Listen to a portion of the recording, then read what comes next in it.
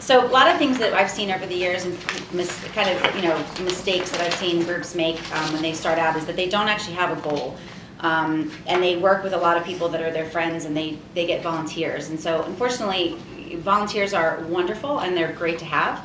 Volunteers are very difficult to manage. If they're not paid, or if they don't have something that they're set to be doing, they kind of go astray. So you'll find volunteers all over the place without any real assigned tasks. The main thing I think that is important when you're deciding to host an event or a fundraising event is that you actually make sure that you set a goal. You make sure that you have some sort of theme where your event is special and that people are going to want to be there. And that could be anything from a guest speaker to an award program, to a gift that they're getting at the event. There's a lot of different areas that you can focus on so that you make sure that your event is special. Because unfortunately, I don't know how many of you are from here, but DC is saturated with events. There's an event and gala every single night of the week, and so people really have to choose where they want to spend their time and where they want to spend their money. And making your event special is really important. Whenever a nonprofit is started, the thing that we see with smaller nonprofits, the reason they fail is that they don't have a strong, solid board, and the board doesn't have commitments. And so if you're asked to be part of a board, usually the board has a requirement. So like you have to raise $10,000 every year to remain a board member, and that's if there's not a goal or a set amount that you have to raise in stone, then a lot of times the board is lackadaisical and they don't do what they're supposed to, and they don't raise the amount of money that they're supposed to. And the same thing goes for committee members. We have a great committee at PenFed Foundation. We just did a golf tournament at Congressional to raise money for their organization. They built Defenders Lodge out in Palo Alto, and they have a really strong committee. So they've got each committee is they were tasked with bringing in 60 golfers. So it was their job to make sure, and that 60 golfers translated to a certain amount of dollars that came in for that event. So if they have, the biggest thing for our clients is finding sponsors. And organizations, companies, just like individuals, they get thousands of requests every day from people, companies asking for money, organizations asking for money. And so there's a department within every company that you go to ask for a donation. So it'll be corporate responsibility or corporate sponsorships or marketing, PR. Those groups within companies are the ones who allocate the money that the company will spend on an event. And so usually the job of the board and the committee members that are part of the organization is to have connections within those groups so that you can find the right people to talk to. Because unfortunately going in cold to an organization is really hard, and you have to work your way kind of up the channel to get to the right person to talk to. I always fall back on, I just love having some sort of connection or knowing somebody within the organization to ask who the right person is to talk to, even if they're not the right person. So usually what we'll do is if we don't know someone, we try to go as high as we can, because usually it's better to fall down the ladder than it is to try to climb up the ladder. And so we'll try to go to the CEO's office if we can, or the head of the department that we know might be able to have the budget, the funding to be able to support the client that we're working on. So we'll go high, and then if, let's say, Joe Smith's office says, oh, you have to talk to the PR department and talk to this person, we can at least say, well, we talked with Joe Smith's office and he recommended that we talk to you, so that we're kind of coming from that place of up here rather than starting down here.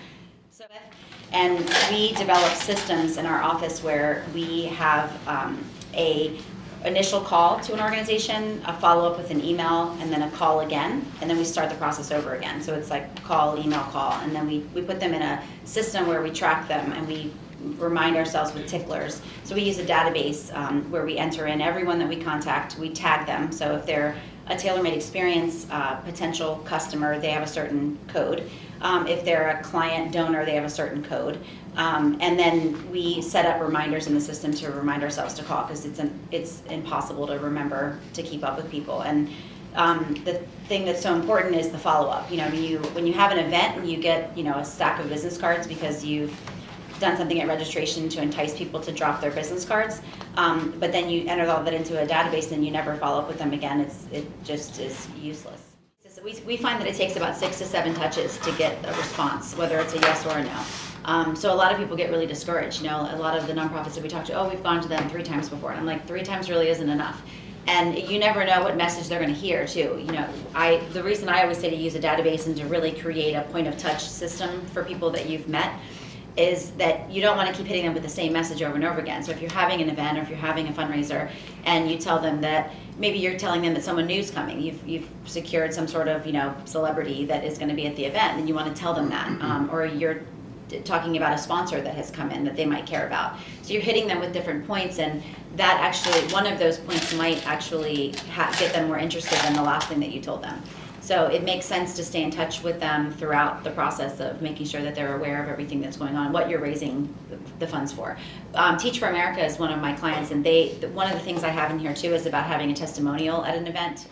And with Teach for America, we had a big gala, and we had a woman who was our special guest, and she had just graduated from high school. She had been affected by 3 teachers that were Teach for America teachers, and she told the story of growing up in Southeast DC and seeing her uncle killed on her doorstep, and having friends that were killed throughout her high school years through violence in her neighborhood. And she told this story about how she persevered through all of that, was able to latch onto this one teacher that was a Teach for America teacher. That person helped her greatly. The person then stood up and got on the stage with her.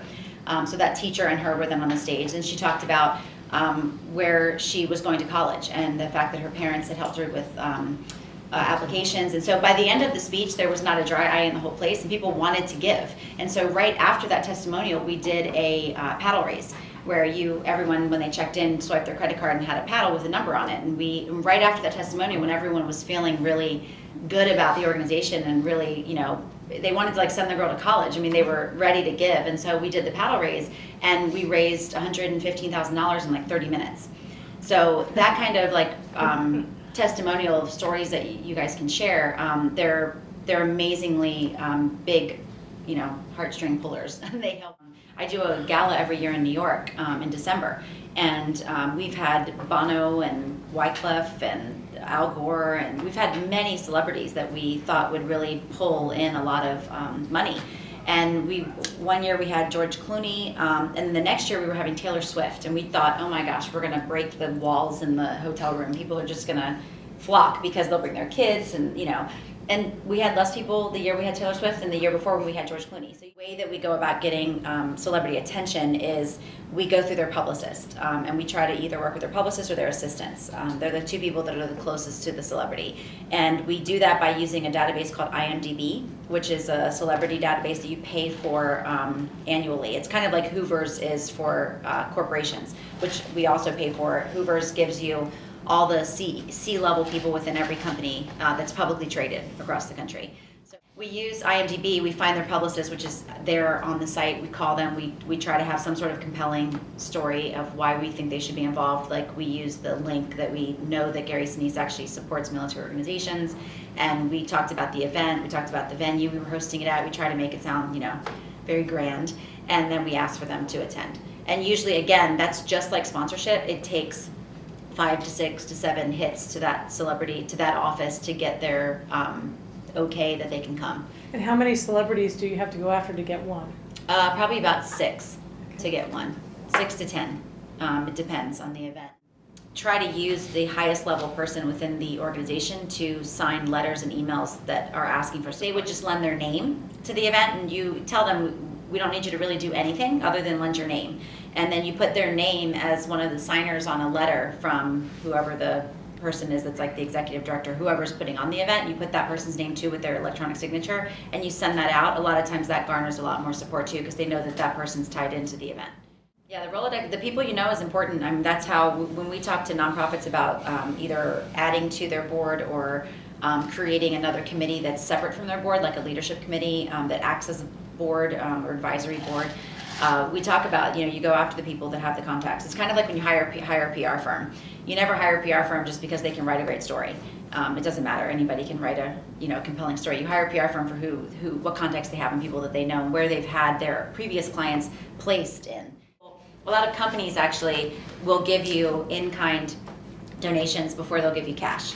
So if they haven't heard of you and if they've not heard of what you're doing, or they'll come back and say, we can't do that, but we can give you, 100 bags. And so a lot of times I'll tell all of my clients, take whatever they give, because it develops that ongoing relationship. And then you can go back and say, well, last year you guys were able to give us 100 bags. Can you do this year? And hopefully eventually you'll get them to the cash type of donation that